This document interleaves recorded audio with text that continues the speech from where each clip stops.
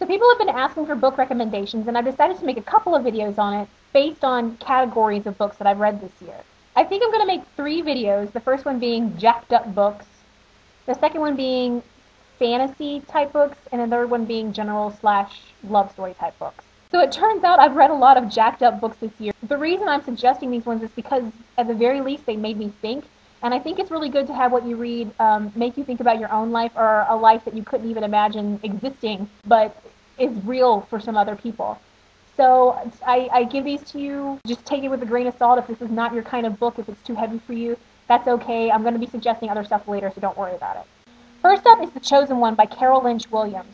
This is about a 13-year-old girl who lives in kind of a compound and grew up never questioning that her dad had 3 wives or that she had 20 siblings, and she just sort of lives in this world and thinks it's okay until the day that they want her to marry her 60-year-old uncle. It's got a lot of action in it and a lot of personal conflict, and the fact of the matter is that this is a real-life situation for people around the world and here in the United States, so just one to think about. The next is Leftovers by Laura Wiess. Here's the description on the back. I think that's the best way to handle this one. Blair and Ardith are best friends who have committed an unforgivable act in the name of love and justice. But in order to understand what could drive 2 young women to such extreme measures, first you'll have to understand why. You'll have to listen as they describe parents who are alternately absent and smothering, classmates who mock and shun anyone different, and young men who are allowed to hurt and dominate without consequence. You will have to learn what it's like to be a teenage girl who locks her bedroom door at night, who has been written off by the adults around her as damaged goods. A girl who has no one to trust except the one person she's forbidden to see. You'll have to understand what it's really like to be forgotten and abandoned in America today. Are you ready? I'm not going to lie to you. I got to the end of this book and saw what they did, and I had to ask myself, was that okay? I really don't even know how to answer that myself, so it makes you think. Next is Living Dead Girl by Elizabeth Scott. This is a very disturbing book. I bought this book to read during banned book week because this is a banned book, and for obvious reasons. However, in the light of cases like Elizabeth Smart and J.C. Dugar, it's very culturally relevant, so it's worth looking at if you can handle it. But this is a very hard book to read, and if you're younger, you may not want to read this. I'm 28 years old and I had a hard time stomaching it, so just so you know, that's the kind of book it is. My next jacked up book is Unwind by Neal Scusterman. Again, I think the back of the book might be the best way to convey what this one's about. The Second Civil War was fought over reproductive rights. The chilling resolution: life is unavoidable from the moment of conception until age 13. But between the ages of 13 and 18, however, parents can have their child unwound, whereby all the child's organs are transplanted into different donors, so life doesn't technically end.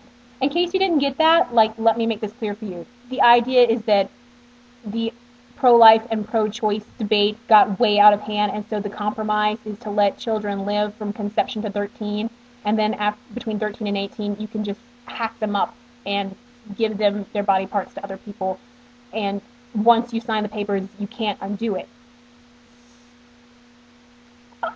As someone who is about to have a real live baby, this book just sort of blows my mind.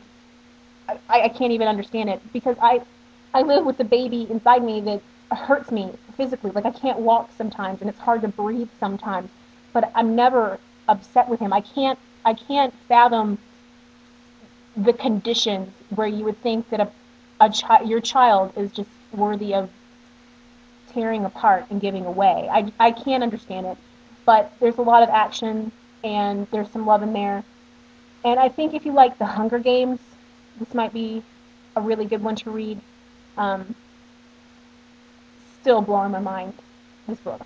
And the last book is Soul by Patricial McCormick. Many of you guys know that I'm very active in the fight to stop human trafficking, and that's basically what this book is about. And it's really interesting to just see how it can start so innocently, and the parent or the child may have no idea what is about to happen to them, and then they're stuck in this lifestyle, and there's really no way to get them out. It's a hard read because of the content, but it's written in prose, so it's really visually interesting to read. And again, very culturally relevant because this is happening all over the world. And if you've ever wondered why I get so pissed off about human trafficking, this would help. If you've read any of these books before or you're thinking about it, what I'm going to do is on my website, I have a forum, and I'm going to set up a little place at the bottom called Book Club, and I'm going to go ahead and make a thread for each of these books so that we can talk about them.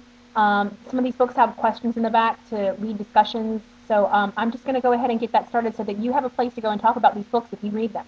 And again, I just want to caution, because some of the subject matter in these books is really hard to get through. So if you have a gentle soul, please think twice before picking up any of these books. And next week, I promise I'll come back with lighter books to read. Not so crazy. I promise.